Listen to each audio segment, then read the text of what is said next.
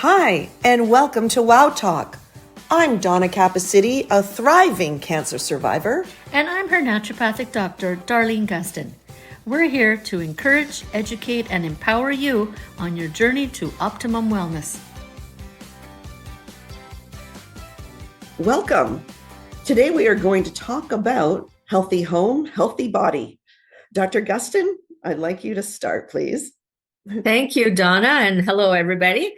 So this is a topic I'm very passionate about. Us as Canadians, we do spend many months of the year inside of our homes, and we honestly don't open our windows and doors as much as we should because it's so cold. And what that means is that we're trapped with every off-gassing, every pet hair, every sneeze, every fume from kitchens, cooking, every candle, everything just kind of sits in the home with us for several months. And indoor air quality is 3 times more polluted than going outside. And it's something we have a lot of control over. And my passion for this particular topic came after hearing about the lung study.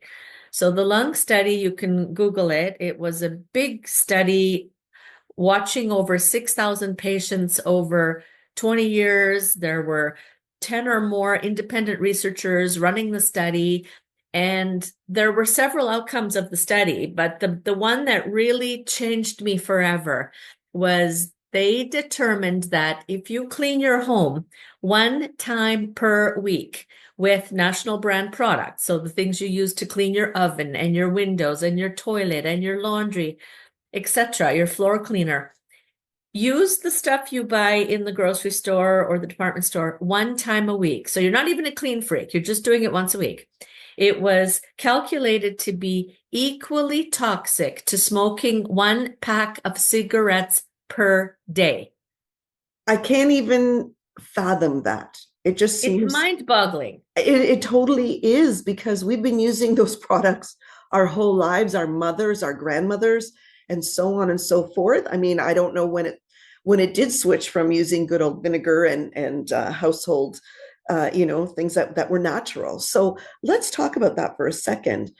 This is so scary. So let's talk about what these things do to your body besides the lungs, but also what can we do? What can we do, Dr. Gustin? Well, there's a lot of impacts. Many of these chemicals are carcinogens, so they are chemicals that have been connected to causing cancer. Many of them affect the nervous system. So each chemical has its own toxicity profile, but those are the two big things that are at the top of the list. And they reduce your immune system. They affect your energy. And another topic of mine that has been of great interest for decades is the topic of endocrine disruptors. So those are chemicals that mess with your hormones, and those are included in the indoor air quality. So most scented products, artificial scents, are endocrine disruptors. So they work like a toxic version of hormones in your body, and they are responsible for a lot of infertility and hormone-related cancers. So there are big studies on this, and not beyond just community, like continental global studies on the use of these chemicals, even pesticides that affect our hormones. And so in my background, I used to study genetics, and a few short years ago when I was a student, we already knew back then, decades ago, I'm going to fess up here. Decades ago, when I was studying genetics, we already knew that human sperm count was half of what it was 30 years prior. Wow. And they've connected it to hormones, and there are hormones in our meat and in our cheese, like in the farming industry, when these animals are fed hormones to go from egg to chicken in a record 6 weeks to be a certain size. Exactly. Those hormones are still in the meat, and you ate it. And why do you think we're so tall now? That's true. That's Yeah. true. And also I believe that's why certain like males have maybe more female hormones now in them, because I notice from their body shapes too. Of course. Things, yeah. I Of could see course. that. Yeah, And what people don't realize, breast cancer happens to men too. exactly. I've seen it. Yes, I saw men in the waiting room when I was going through it. Yeah, exactly. yeah, Yeah, so it's that important. It's that toxic. So the one of the principles of being a naturopathic doctor is the importance of prevention.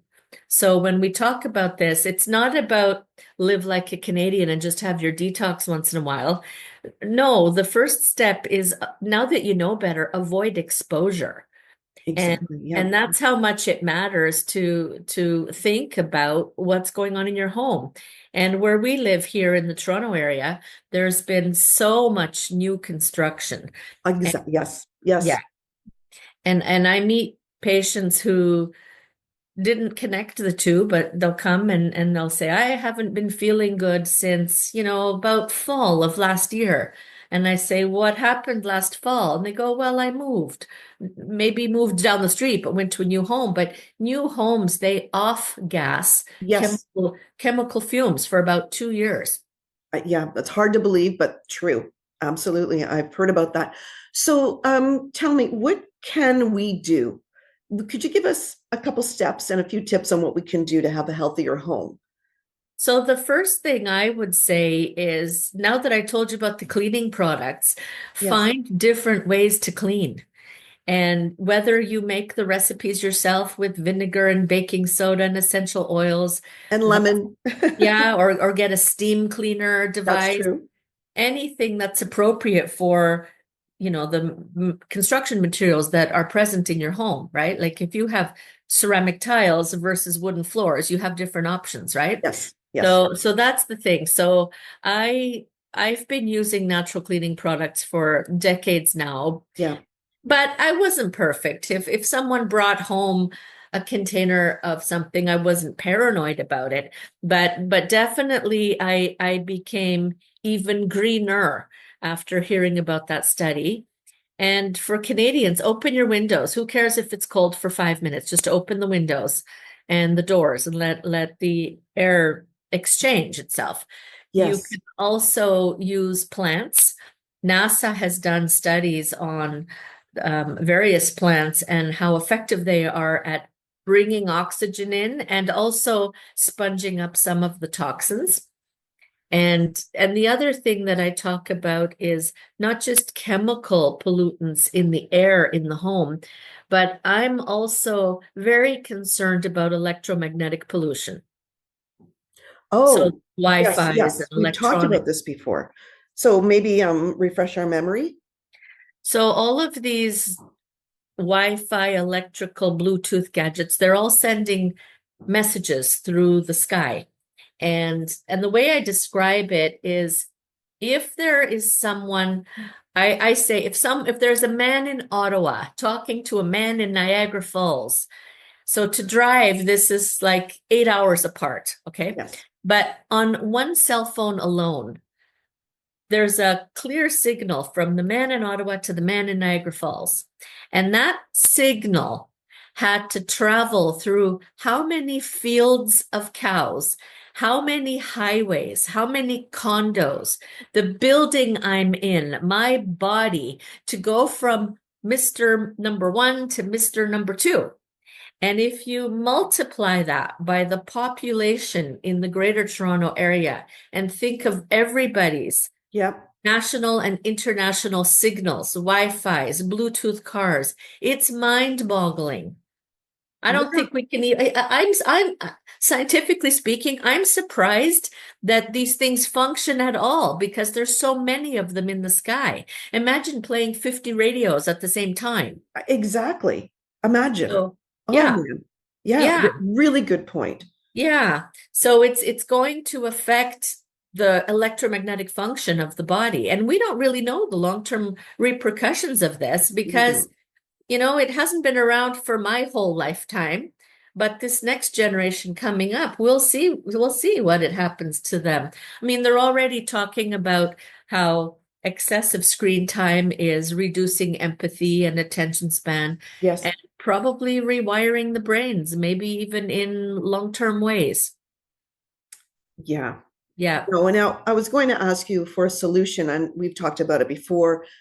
We actually have a podcast on the electromagnetic fields and that sort of thing, and how you use the special paint and how you'll use wired versus wireless. But let's face it, we're in a world where we're not going to get away from it. So I No. guess the best thing for us to do is try to minimize it as best we can. Like I have chosen not to have a smart home. I know a lot of people who do. They'll come in and they'll ask Siri or Alexa to turn on their lights and to, turn on TVs and this and that. And my choice is not to do that. But I am still feeling like I'm committed to still having or married to having wireless in my home. My kids need the Wi-Fi. I feel like we need it. It's almost impossible in this day and age to not have it somewhat in your life. I Hmm. guess the best is just maybe turn things off at night. I really don't know what to say at this point. Hopefully they'll come out with some solutions that still allow us to function the way we're used to now, because this is a whole new way Exactly. of life, right? That we've become accustomed to. And there's a wide spectrum of what you can do. I think you just need to be aware Okay. and reduce your exposure as best you can and still live a modern life. Yes. So you mentioned a fantastic point. Yes, you can turn the Wi-Fi off. And just a few days ago, I was seeing a post on social media. I think it was by NASA, and I believe it was the snake plant. And they said that you can have this plant beside your Wi-Fi, and it will reduce some of the electric pollution. Oh, So, yeah, so there's a wide spectrum of things you can do. And I choose to do my best to make my home and my office my little sanctuary, my little cave.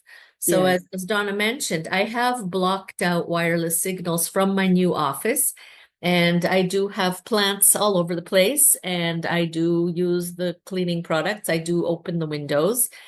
Um, you can filter your water, you can filter your air in your home. So I mentioned the new homes, but the older homes might not be any better, but in a different way. So older homes are more likely to have problems with mold or maybe radon gas, right? Yes. Yes. So you need to start with awareness. Yes. And people will often say, well, I have a HEPA filter. I go, okay, that's good if you have a cat or a dog or some pets or dust. But the one thing a HEPA filter does, it's a very fine filter that picks up very tiny particles out of the air, which is fantastic. But Yes. the one thing it does not pick up is chemical fumes. So Okay. it's a different type of a filter that you would need to put the chemical fumes through the filter. But Mm. ideally, don't let those chemical fumes be there in the first place. Yes, ideally. Exactly. Yeah, And if that's you things that have a we can do. choice. Like, so especially back to what you were saying, back to the cleaning products and opening up windows and just keep the flow of Exactly. the good air. Exactly. And Exactly. yeah, and I think we've pretty much covered that topic. If there's anything else you wanted to add, please do. No, I think so. Like, I mean, my biggest concern is the chemicals that we're Yes, exposed to. And it even just to improve the green level of your cleaning products can matter that much. And I say start there. Experiment with some do-it-yourself recipes, buy some natural products. Some work better than others. I've gone through a bunch of them, and I have my favorite products that I use, and that's the best place to start. yes.